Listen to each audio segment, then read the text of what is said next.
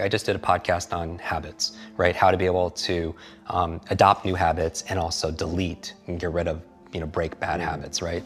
And so a lot of people always want to usually make a change on behavior. They want to get themselves to work out. They want to get themselves to meditate. They want to get themselves to read more each day. They want to get themselves to X, right?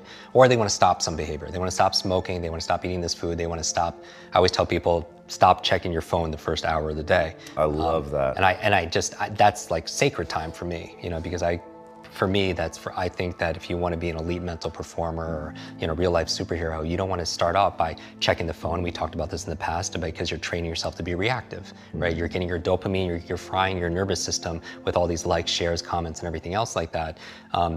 You've said, if I'm not mistaken, you sell your sovereignty. We do. If you start by checking your phone. I love that so much. Because you're reacting and firefighting to everyone's everything that everyone wants. So you're not really you're not living, you've heard this many times, right? If you want to, you win the first hour of the day to win the rest, you win the day, right? And so anything you want to stop, so like say you want to stop checking your phone, right, in the morning, then there's certain, that's a behavior, right? But there's so many other elements to be able to change because most behaviors don't stick, right? And so when I'm thinking about when I want to transform or transcend or make a real positive change, I'm looking at all the other areas of ourself. So I'm looking at, for example, our environment. Are people setting up their environment to win? So change doesn't just happen at this level of behavior, but you have to change the environment. So for example, if you want to stop eating a certain food, it helps to be able to not have that food in your home, right? So you change the environment. If you want to read more, it helps to help set up your environment where you have the books readily available, where you're going to read it because they perform, how I approach habit change is this area of motivation and this trigger, right? You want to trigger it to help remind you to do the behavior, right? So are you setting up the environment in a way that triggers the behavior that you want? That's why, people like Mark Zuckerberg or Tony Hsieh, they wear the same t-shirts and sweatshirts all the time because they don't want to spend, use up one of their decisions thinking, oh, what am I going to wear today?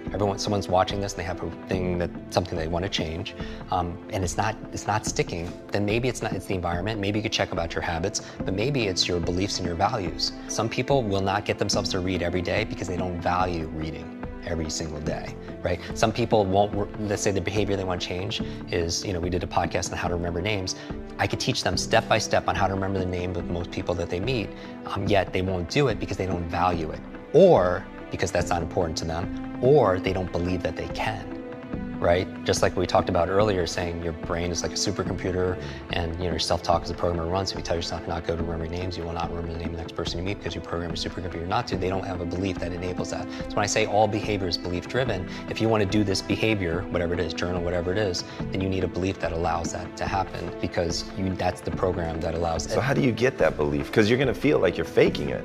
Right. And that's where most people stop, right? They think, okay, I get it, I hear what Jim is saying, that if I am able to shift my belief, then I can get a different behavior, but I don't believe it, so now I'm just sort of faking it. How do you help people overcome that? Right, and so so some people approach it like, this quote where they fake it till they make it, right?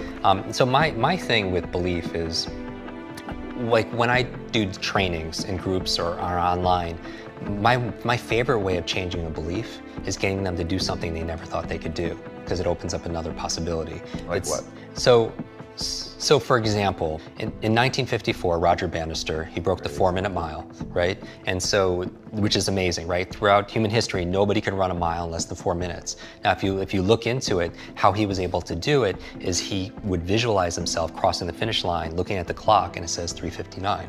Because he knew that success is an inside-out process. That first it had to happen in here in order for it to happen out there, right? Dr. Wayne Dyer has a famous phrase where it's not, oh, I'll believe it when I see it. It's like, I'll see it when I believe it, right? Because it's the opposite, right? And so I always like modeling the outliers where most people kind of dismiss them. I was like, well, what's going on there that allows this person to get this kind of result, right? And so with Roger Bannister, he saw it in here, be able to produce it outside, just like any innovator or inventor or writer or any creator, right? But what was interesting is, after that, what happened? Nobody could do it from the beginning of humanity. All of a sudden, one person does it. What happens after that? Everybody. Yeah, everyone starts doing it. And so that's the thing. Now, what happened? Was there a big change that year in, training methodology and nutrition? Or no, it was a change of belief, right? Because the belief back then was, if you ran a mile in less than 4 minutes, not only would you die, your heart would explode in your chest. And like, think about like that would, and I'm a runner, right? That would keep me not just running, that wouldn't keep me from running a form, that would keep me from running, period. Right? And so my thing is like, that was a change of a reference. That shook up a belief. So my goal with people when it comes to learning is get themselves to do something they never thought they could do. And then it opens up another possibility. It literally opens up their nervous system for something, what else could be possible. Now, I would also say that it all plays together where it's not easy necessarily just to change a belief overnight. Now that could be a belief because it's like a meta belief about what beliefs are. But people, there's technologies like Inception, right? Like a dream of a dream of a dream. But I do believe that we have more power to influence our thoughts and our beliefs. And so my goal is to streamline my life, put the routines, the first hour of the day and the last hour of the day, I really micromanage to the point where it's habitual. I don't even have to think about it. And then, because those are the times of the day where I can really have the most impact. Because later on, in the middle of the day, you know, team members need this, there's firefighting this, client needs that. But the first hour, the last hour, I really want to control. So all this really helped develop grit and resilience, you know, in my body, so I could have the ability to persevere. And also, I stand guard to my brain all the time, what goes in. You know, I don't watch like a lot of the negative news and all the marketing. I really focus, like, you know, I watch and I listen to your show and maybe a handful of little things I read each day because I need to keep it positive. I want hope and I'm looking for help. I'm looking for inspiration and also instruction. All right, listen and listen well, because no truer words are ever gonna be fucking spoken. You can do anything you want without limitation. Whatever it is that you decide you want to make come true in your life, you can do that. It is going to take an inhuman amount of work. You're going to have to be prepared to break yourself in half. You are going to have to learn more than anyone has ever learned. You're going to have to push yourself harder than anyone has ever asked you to push yourself before. You're going to go way beyond your breaking point. You're going to run until you vomit. You're going to study until you fall asleep. You're going to push and push and push, and then you're going to push some fucking more. And when you hit the limit, you're going to push again beyond that. You're going to force yourself into an adaptation response. And why? Because as Malcolm X said, the future belongs to those who prepare for it today. So if you don't put the work in today, if you don't do the unending, back-breaking work of developing yourself into something greater, the world is going to pass you by.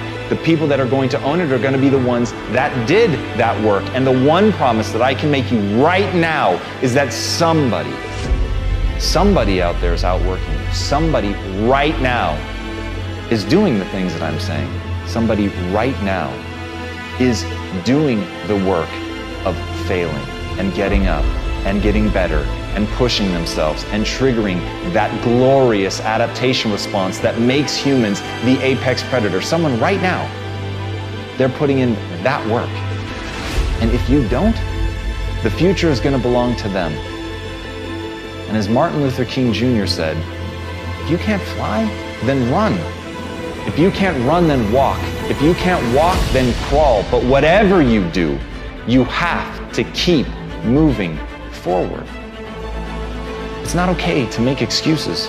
It's not going to slow people down. It's not okay to ask the world to stop so that you can step out front. It's not okay to expect little of yourself and demand great rewards. The only thing that's okay is to be in line with the way that the world really works. And if you want to be great, you've got to become capable of greatness. You've got to develop your skill set. You've got to take what you have now, and if that's crawling, then fucking crawl. But you drag yourself ever forward to a vision of yourself that is so clear and so specific that nothing could knock you off your path, because you, my friend, know exactly where you're going. You're willing to pay whatever price it takes to get there. And no matter what anybody says, no matter how many fucking hecklers come for you, no matter how many people try to throw dirt on you, try to stop you, try to knock you down, no matter how many fucking people come for you at night while you sleep, you will rise and you will keep pushing forward and you will get better every day. And no matter how many times people chop at you, knock you down,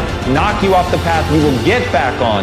You will crawl till you can walk, you will walk till you run, and then you will run until you fly. And that, my friends, is the only path forward. So if you want a fucking future that makes you happy, if you want a world that you're excited about, get your ass out there and earn it.